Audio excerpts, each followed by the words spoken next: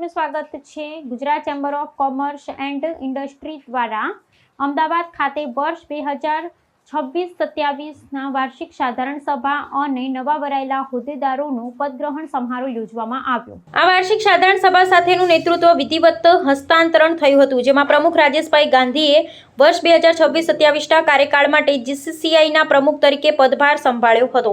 Senior ઉપપ્રમુખ જિગીશભાઈ દોશી અને ઉપપ્રમુખ હિતેનભાઈ વસંતે પોતપોતાનો પદભાર ગ્રહણ કર્યો હતો। આ સાથે કારોબારી સમિતિના નવા વરાયેલા સભ્યોની પણ જાહેરાત કરવામાં આવી હતી।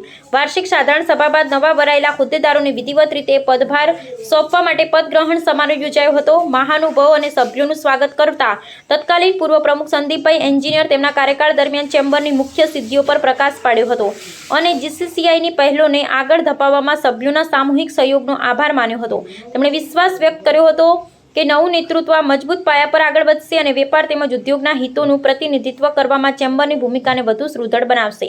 વિશેષ કરીને એમએસએમઈ અને મોટા સાહસો માટે ઉદ્યોગ પ્રતિનિધિત્વને મજબૂત કરવા સરકાર સાથે રચનાત્મક જોડાણ દ્વારા પ્રગતિશીલ નીતિ વિષયક સુધારાઓની હિમાયત કરવા તેમજ ગુજરાતમાં ઇઝ ઓફ ડુઇંગ બિઝનેસ, ઔદ્યોગિક સ્પર્ધાત્મકતા અને સતત આર્થિક વૃદ્ધિને પ્રોત્સાહન આપતી પહેલો પર જીસીસીઆઈના નિરંતર ધ્યાન કેન્દ્રિત કરવા પર ભાર મૂક્યો હતો। જીસીસીઆઈના પ્રમુખ તરીકે કાર્યભાર સંભાળ્યા બાદ પોતાના સંબોધનમાં રાજેશ ગાંધીએ સભ્યોએ તેમના પર મૂકેલા વિશ્વાસ બદલ આભાર વ્યક્ત કર્યો અને ભવિષ્યમુખી તથા વધુ સશક્ત જીસીસીઆઈ માટેનો પોતાનો વિઝન રજૂ કર્યો। તેમણે ગુજરાતમાં ઔદ્યોગિક વિકાસને નવી દિશા આપતા મુખ્યમંત્રી ભૂપેન્દ્રભાઈ પટેલના દ્રઢ નેતૃત્વની પ્રશંસા કરી તથા ગુજરાત સરકાર અને વાયબ્રન્ટ ગુજરાત ગ્લોબલ સમિટ 2027ને જીસીસીઆઈ તરફથી સંપૂર્ણ સહયોગ આપવાની પ્રતિબદ્ધતા વ્યક્ત કરી। તેમણે નવીનતા, એમએસએમઈ વિકાસ, ટકાઉ વિકાસ અને ઉદ્યોગલક્ષી નીતિ ઘડતરને પ્રાધાન્ય આપતા કૃત્રિમ બુદ્ધિમત્તા, રમતગમત અને ઇન્ફ્રાસ્ટ્રક્ચર ક્ષેત્રે નવી સમિતિઓની રચનાની જાહેરાત કરી, જે ઉદ્યોગ સરકાર સહયોગને વધુ મજબૂત બનાવવામાં તથા ગુજરાતને અગ્રણી રોકાણ ગંતવ્ય તરીકે વધુ સશક્ત બનાવવામાં મહત્વપૂર્ણ ભૂમિકા ભજવશે। પ્રમુખ શ્રી રાજેશભાઈ ગાંધી અને એમની નવી ટીમ અને સાથે સાથે સંદીપભાઈ એન્જિનિયર અને એમની જૂની ટીમને પણ ખૂબ ખૂબ અભિનંદન પાઠવું। સંદીપભાઈ કહેતા હતા એમ કે ભાઈ એટલા બને એટલા બધા વધારે સાથે ને સાથે રહીએ તો સારું કામ થાય અને એ જ કાર્ય મંત્ર માન્ય વડાપ્રધાનશ્રીનો પણ છે કે સૌનો સાથ, સૌનો વિકાસ, સૌનો વિશ્વાસ અને સૌનો પ્રયાસ। આ જ કાર્ય મંત્રથી આગળ વધાર્યું છે। એક બીજી વાત એમણે કહેતા હતા કે ભાઈ ફેમિલી માટેની વાત હતી કે ભાઈ 3 વર્ષ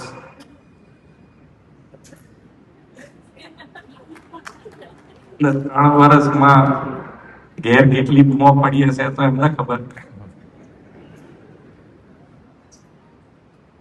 એટલે અમારા 5 વાત નથી પણ ફેમિલી નું સેક્રિફાઈસ એની હોય જ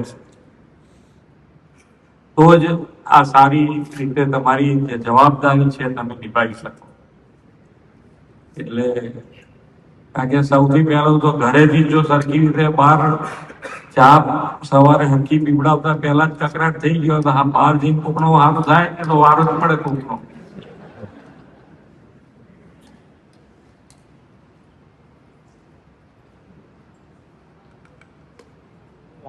વિશ્વ નેતા ને આપણા યશસ્વી વડાપ્રધાન શ્રી નરેન્દ્રભાઈ મોદીએ ગુજરાતને ઇનોવેશન અને ઇન્ડસ્ટ્રી તથા ટ્રેડ અને ટ્રેડિશનલની ભૂમિ કહી છે।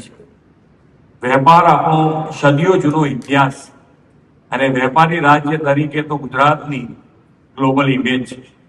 એની સાથે સાથે આપણી મહાજન પરંપરા પણ સમયની સાથે આગળ વધતા ચેમ્બર જેવા સ્વરૂપે વિસ્તરી છે।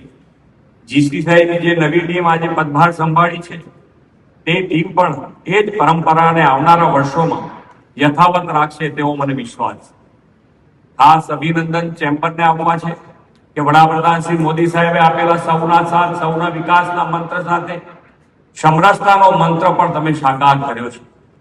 આ વર્ષે ચેમ્બરની આખી નવી ટીમ બિનહરીફ તરીકે થઈ છે એ સૌથી મોટી ઘટના છે, એ માટે પણ સૌને અભિનંદન।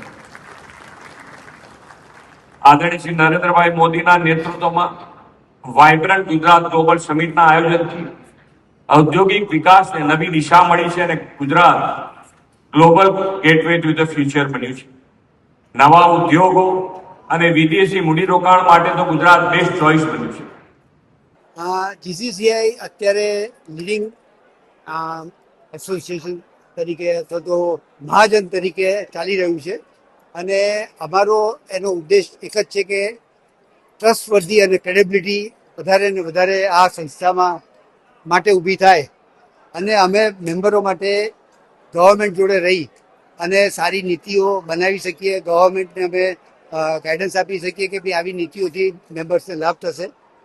વધારામાં સ્ટાર્ટઅપ છે, એમએસએમઈ સેક્ટર છે, વુમન એન્ટરપ્રિન્યોર છે, એની ઉપર અમારું મોટું ફોકસ રહેશે અને એ લોકોને કેવી રીતે આમાં વધારે ને વધારે એના અમારા સપોર્ટથી ગ્રો થઈ શકે અને એ લોકોનો બિઝનેસ સારી વધી શકે, એક્સપોર્ટ વધી શકે એવા અમારા પૂરતા પ્રયત્નો રહેશે. ખાસ તો કોરોના પછી એમએસએમઈ સેક્ટર મુશ્કેલીમાં છે, તેમને ઉગારવા માટે કયા પ્રકારની રણનીતિ અપનાવશો, શું પ્રાવધાન કરશો? એક એમના સેલ્સ માટેના છે તો અમે અમારે ત્યાં આગળ આજે એક્ઝિબિશન ચાલુ કરેલા છે, ગેટ છે, ગ્રીન્સ છે, ગ્રેઝર ફેસ છે, એટલે સેલ્સ વધારવા માટે અને બહારથી ઓલ ઓવર ઇન્ડિયાથી અમે વિઝિટર્સ લાવવા પ્રયત્ન કરીએ છીએ કે જે એમને બાયર તરીકે એમને સપોર્ટ મળી શકે અહીંના ઇન્ડસ્ટ્રીવાળાઓને. એટલે એક અમારો મોટો પ્રયત્ન એ રહેશે. એ લોકોના ગવર્મેન્ટ જોડેના જીઆઈડીસી છે કે અન્ય જીએસટીના કે એવા પ્રશ્નો હોય એને માટે બી આજે બી અમે ચીફ મિનિસ્ટર સાથે મિટિંગ કરી હતી અને એમને ખૂબ જ અમને સહકાર આપવાનું અમને એશ્યોરન્સ આપેલું છે. તો એક વધારામાં એ બી એક પાસું છે કે જેનાથી એમના પ્રોબ્લેમ ઓછા થઈ શકે. અને બીજું અમારું બેન્કિંગ અને ફાઇનાન્સ સેક્ટર અમારી કમિટી છે એ લોકોને કેવી રીતે બેન્કિંગમાં લાભ આપી શકે, એ લોકોને મદદ કેવી રીતે કરી શકે એવા જુદા જુદા કાર્યક્રમો કરેલા છે. અને જેમ મેં કીધું એમ વધારામાં એઆઈ તરીકે અમે ગાઈડન્સ આપીએ કે જેનાથી એ લોકોનો બિઝનેસ એમને વધારે વધી શકે. એટલે આવા અલગ અલગ પ્રયોગો અમે આ વખતે કરવાના છીએ. Thank you very much. तो व्हाट्सएप, ट्विटर, फेसबुक, इंस्टा जहाँ भी आपका अकाउंट है इसे शेयर बटन के द्वारा वहाँ पर शेयर करें